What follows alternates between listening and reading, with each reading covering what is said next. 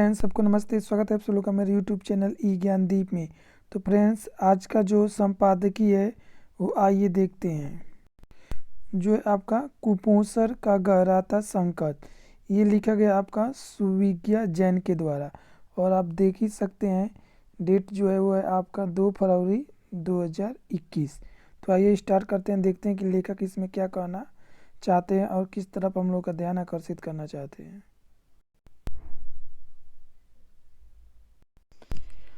दुनिया के बहुत बड़े हिस्से में भूख या कुपोषण की समस्या को नए सिरे से देखना पड़ रहा है। भले ही कोरोना महामारी इस समस्या को पैदा करने की जिम्मेदार न हो, लेकिन इसने दशकों से चले आ रहे इस संकट को और भी गंभीर जरूर कर दिया है।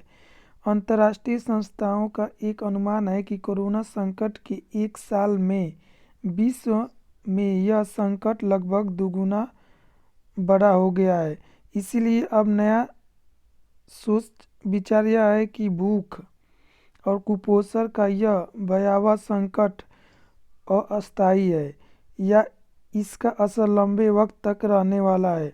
दुनिया के तमाम हिस्सों में कुपोषण को लेकर के चिंता तो कोरोना के पहले भी जताई जाती रही थी, और इससे निपटने के लिए जो कोशिशें हो रही थी उन्हें नाकाफी माना जा रहा था। लेकिन महामारी ने जो आग में घी डाला, उसने साफ साफ उजागर कर दिया कि विश्व के कुछ क्षेत्रों में आर्थिक प्रतिरोधी क्षमता, इकोनॉमिक इम्यूनिटी इतनी भी नहीं थी कि वे देश महामारी को झेल पाते। संयुक्त राष्ट्र की एक दो नहीं बल्कि 4 एजेंसियों ने खास तौर पर एशिया प्रशांत क्षेत्र में भूख और कुपोषण की स्थिति का जो आकलन किया है वह भयावह है। संयुक्त राष्ट्र ने बहुत पहले से अपने सदस्य देशों से अपील की हुई है कि 2030 तक अपने अपने देशों में भूखमरी को खत्म करने का इंतजाम करें। इसके लिए संयुक्त राष्ट्र ने सभी देशों से साफ साफ कह रखा था कि बच्चों के स्वास्थ्य की रक्षा के लिए पोषण पर पर्याप्त खर्च करे। इसी वैश्विक अभियान के लिए यह विश्व संस्था समय समय पर सभी देशों को याद दिलाती रहती है और अपनी तरफ से भी कार्यक्रम चलाती है। लेकिन अब जब भूखमरी के खात्मे का लक्ष्य सिर्फ 10 साल दूर रह गया है तो संयुक्त राष्ट्र की चिंता स्वाभाविक है। एक तो पहले से ही कई देश तय लक्ष्य के मुताबिक काम नहीं कर पा रहे थे। ऊपर से महामारी ने इस लक्ष्य को इतना जबरदस्त धक्का दिया है कि संयुक्त राष्ट्र को नए सिरे से सोचना पड़ रहा है। वर्ष 2019 की स्थिति के मुताबिक एशिया प्रशांत क्षेत्र में 190 करोड़ व्यक्ति अपने लिए न्यूनतम पोषक भोजन खरीदने लायक भी पैसा नहीं कमा पा रहे हैं। इधर पिछले साल यानी 2020 में कोरोना महामारी ने कमजोर अर्थव्यवस्था वाले देशों को माली तौर पर और ज़्यादा तहस नहस कर दिया है। ऐसे में आसानी से अंदाज़ा लगाया जा सकता है कि दुनिया के तमाम देशों में भूख और कुपोषण की मौजूदा हालत आज दिन तक कैसी बन चुकी होगी। भारत के लिए भूखमरी, कुपोषण जैसी समस्याओं का जिक्र पहले से ही होता रहा है। जबकि वैश्विक भूखमरी सूचकांक ग्लोबल हंगर इंडेक्स में भारत पिछले साल तक 107 देशों में 94 नंबर पर था। हालांकि ऐसे तुलनात्मक सूचकांक से वास्तविक स्थिति का जरा भी पता नहीं चलता, लेकिन एक अंदाज़ा जरूर लगता है कि पोषण के मामले में दुनिया में हमारी स्थिति कैसी है। वैश्विक भूखमरी सूचकांक पर गौर करें तो हम दुनिया के 107 देशों के बीच सबसे बदहाल 15 देशों में शामिल हैं। दुनिया की 5वीं सबसे बड़ी अर्थव्यवस्था होने के नाते यह आंकड़ा दुखद ही कहा जाएगा। हालांकि इस तरह ध्यान देने के लिए समय समय पर देश में कार्यक्रम भी बनते रहे हैं, लेकिन इस वक्त संयुक्त राष्ट्र की रिपोर्ट इस कारण से ज़्यादा महत्वपूर्ण है क्योंकि देश का सालाना बजट पेश होने को है।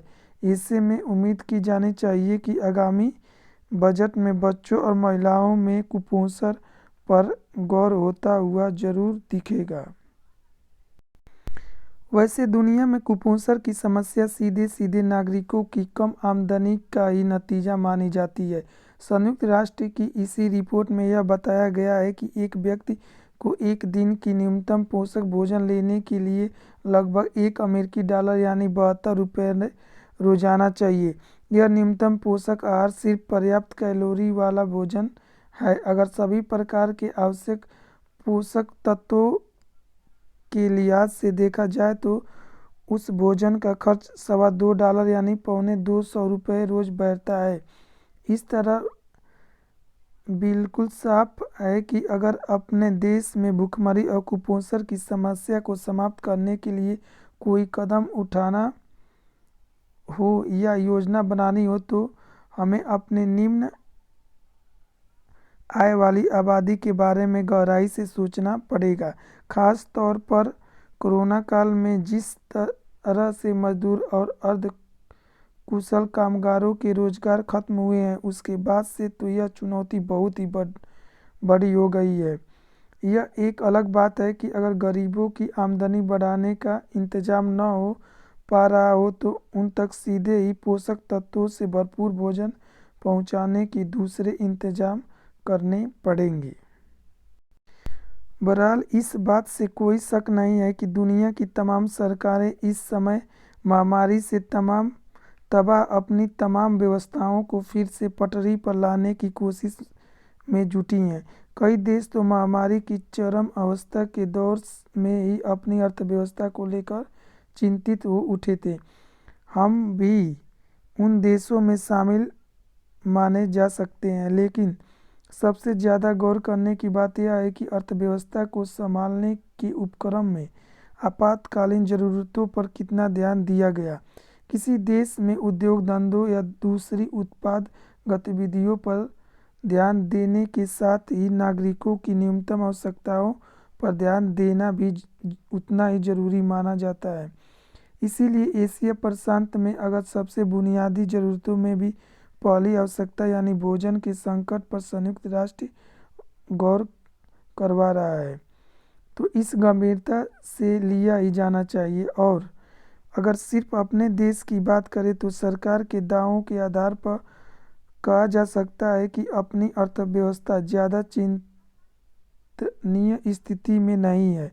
यानी हमारे लिए अपने देश में भूख या कुपोषण के खात्मे के लिए अलग से कार्यक्रम चलाना कोई मुश्किल काम होना नहीं चाहिए। बस ध्यान देने की बात हो सकती है तो यही हो सकती है कि हम अपनी प्राथमिकताएं तय कर लें।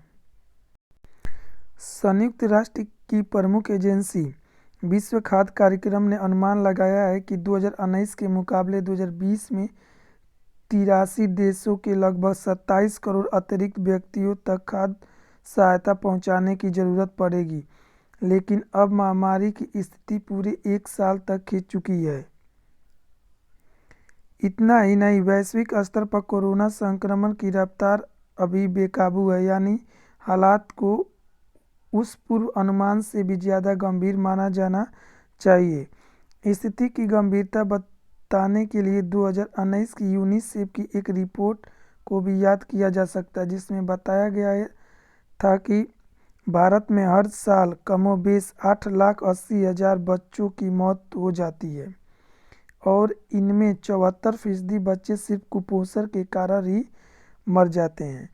इस बात को मानने में किसी को भी कोई हिचक नहीं होनी चाहिए कि कोरोना ने इस स्थिति और बदतर कर डाला है। संयुक्त राष्ट्र की रिपोर्ट में सुझाव दिया गया है कि कुपोषण और भूखमरी से जूझ रहे देशों की सरकारों को अपना खाद्य तंत्र ऐसा बनाना पड़ेगा जिसके पोषक तत्व युक्त फल, सब्जी और प्रोटीन से भरपूर खाद्य उत्पादन उगाने के लिए किसान प्रोत्साहित हो। इसके लिए सरकारों की तरफ से इन क्षेत्रों में निवेश बढ़ाने के सुझाव को जोर देकर कहा गया है। इसलिए उम्मीद की जानी चाहिए कि इस बार के बजट में जीवन की मूल आवश्यकताओं में सबसे पहली ज़रूरत यानी भोजन को सब तक पहुंचाने पर सबसे ज़्यादा जोर दिया जाना चाहिए, जो कि नहीं हुआ। Thank you for watching. मिलते हैं नेक्स्ट वीडियो में।